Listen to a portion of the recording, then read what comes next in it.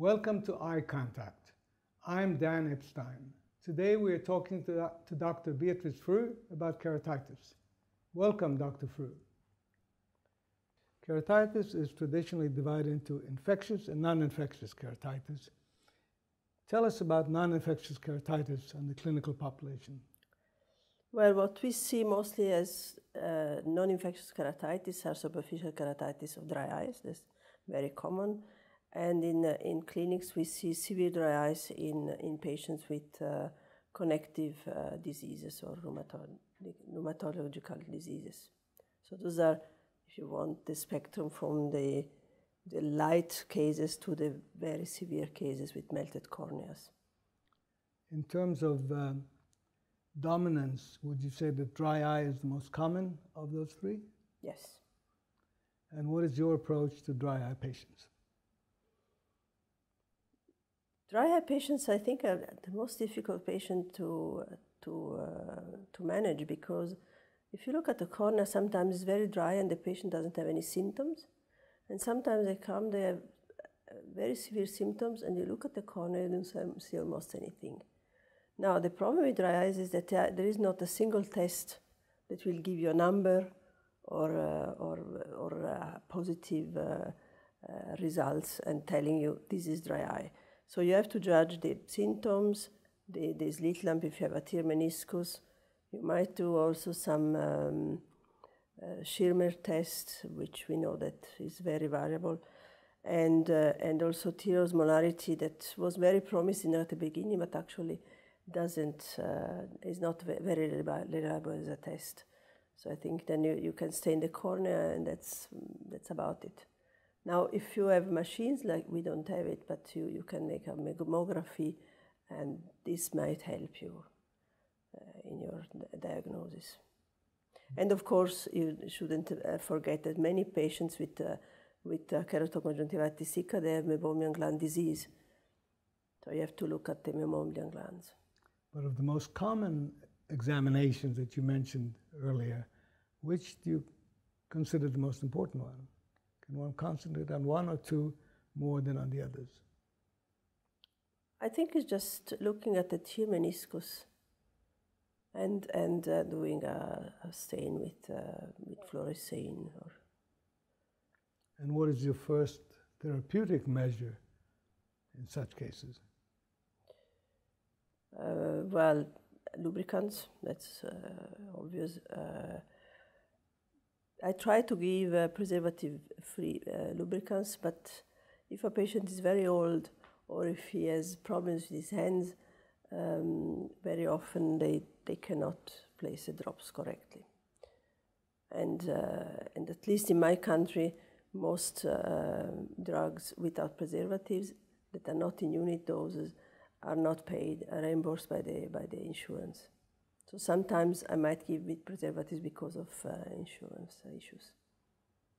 And the non-preservative in unit dosage, are they difficult to apply for elderly patients? Yes. And why is that? They're a little bit too hard, and also very often you cannot open them well. You will have like a little irregularity in the plastic, and I have seen patients with nasty scars after using those drops. Now, I think in Switzerland there are about 50 different types of drops for dry eye. How does one go about choosing the relevant from the irrelevant? Sounds crazy, but I like to have always many different samples, and I gave the patient 3 or 4 and just tell him he should look what is the best for him. And what is the usual response? Well, they usually come and they said, I prefer this and this for whatever reason. But how often does it happen when the patient says, made no difference? Nothing happens. Yes. Well, it's usually a problem that they don't understand that, first of all, they have to use the drops every day. Mm-hmm. And also that it doesn't help to use lubricants only for once or twice daily. That's usually why they are not happy. Now let's move to infectious keratitis, and especially the problem of fungal keratitis. There's plenty of evidence to show that fungal keratitis is an increase even in Europe. Why is that? Well, I think there are two possible explanations. One is that maybe we are a little bit better in diagnosis fungal keratitis. Because nowadays not only you can do good cultures, but also you do PCR, so you have probably diagnosing more keratitis cases. But also I think it's a problem of the climate change. It's warmer and humid, and we know from other countries that warmer climates they have more fungal keratitis. And have the reports of increasing fungal keratitis come from all over the world, or more from Europe and the United States? In tropic, subtropic countries, we knew already that it was the case. And I think that if you look at Central Europe, and you can compare also with the United States, we have the same pattern. Yes. What is the major problem in the treatment of fungal keratitis? Well, one problem that seems a little bit strange, but in many countries we don't have antifungal drops available.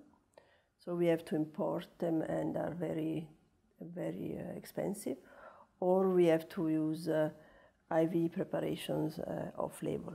So that's also an issue with insurance. And since usually you have to treat those patients for a very long time, can be very expensive. So this is one point. The other point is that they are not only increasing fungal, but especially increasing fusarium. And fusarium sometimes is very resistant. And so you might even have the right drugs, but there is no effect. And there is really, you have to be careful. If you see that the infection goes deeper and deeper into the cornea, you have to become active and just do a keratoplasty to remove the fungus. Is the problem with fungal keratitis related in any way to contact lens wear? Yes. I don't want to say I've never seen a case without contact lenses, but most patients are contact lens wearers. And these are soft contact lenses, I assume? Not necessarily. Oh. So you have a situation where you might have to do an emergency transplant because the microorganisms are penetrating deep into the eye. Deeper, and you know from the cultures that they are polyresistant, multi-resistant, you say. And you see this problem in urban areas as well as on the countryside? Or is it restricted to non-urban areas? No, we see them all over, at least in my country. Okay.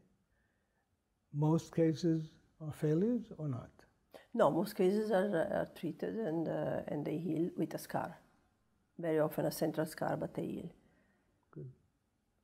Now, let's go back to dry eye problems. There are advanced medications against dry eye. Would you like to take up some of them?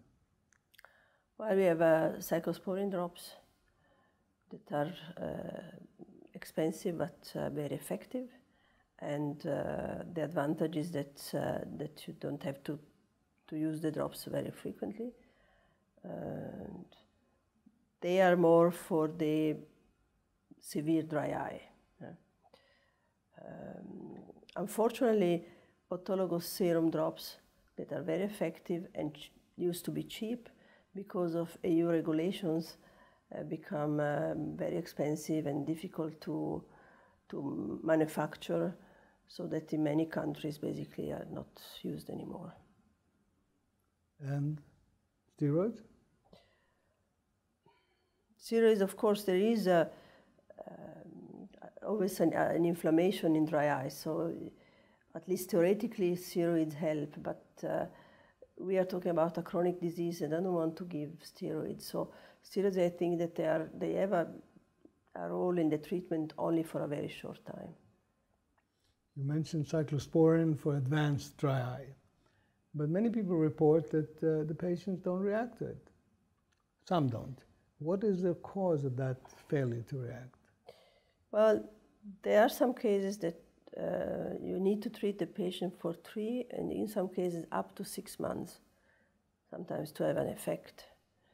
And that's a very long time for the patient to understand that they have to wait. So there's no effect after a few days, just to give the patient a feeling that he or she are on the right way?